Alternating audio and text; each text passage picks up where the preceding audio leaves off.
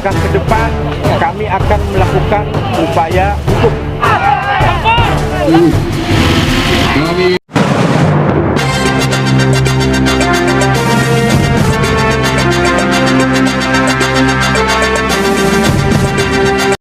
Kami tidak bermaksud mengganggu aktivitas Anda.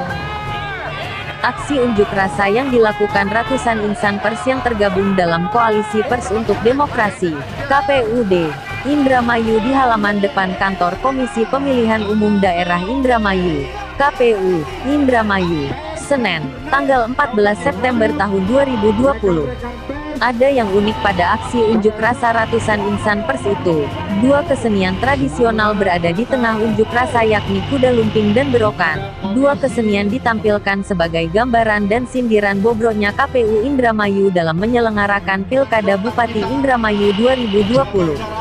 Dalam teatrikal kuda lumping biasanya orang yang naik kuda berbahan kayu itu memakan beling, akan tetapi dalam aksi unjuk rasa kali ini penunggang kuda memakan rumput dari kotak kardus bertuliskan transparansi anggaran PPK dan anggaran media center.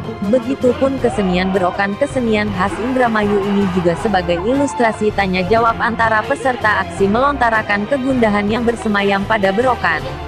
Terlihat berokan menjawab dengan suara fluidnya, sementara peserta aksi meresponnya dengan tuntutan.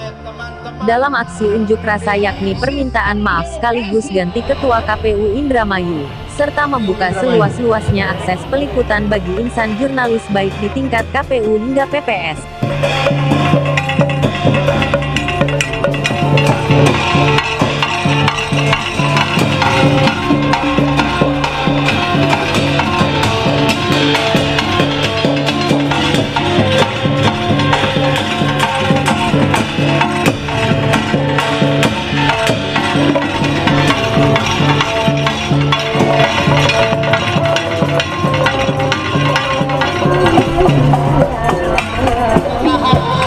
Kuda lumping ini memakan, padahal itu manusia yang seyogianya yang mereka makan adalah nasi yang mengenyangkan.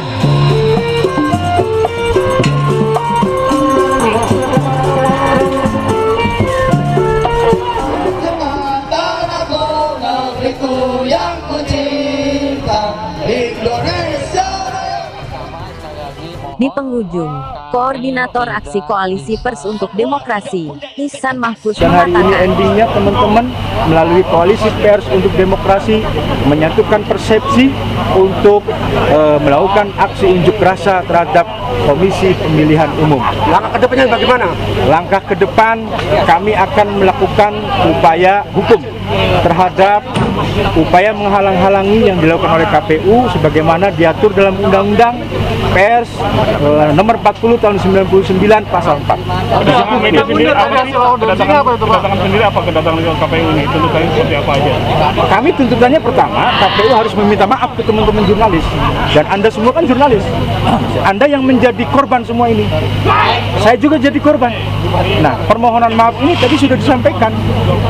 Akibat bobroknya persoalan KPU Indramayu ini, maka kami KPUD menuntut kepada KPUD untuk dilakukan rolling supaya ada penyegaran. Ternyata dari beberapa tuntutan ini tidak mau ditandatangani. Maka yang terjadi adalah bagaimana agar kebenaran dari tuntutan kami itu secara hukum legal, kami punya corong, kami punya saluran. DKPP harus tahu persoalan KPUD Indramayu. Ada beberapa catatan. KPUD Indramayu ini diduga mereka tidak netral. Diduga mereka tidak menjalankan integritas sebagai penyelenggara pemilu.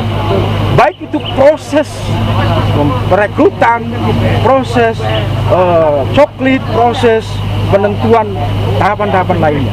Ada beberapa catatan yang mungkin dokumen itu tidak bisa dibuka di sini. Kami akan langsung sampaikan ke DKPP untuk menyidangkan. Dan tuntutan kami hari ini tidak dikabulkan oleh mereka untuk mundur dari jabatan ketua KPU Indramayu dengan melalui pleno. Mereka tidak mau, harus koordinasi segala macam karena ini sudah masuk wilayah tahapan. Ya itu sah-sah saja, silakan, mangga.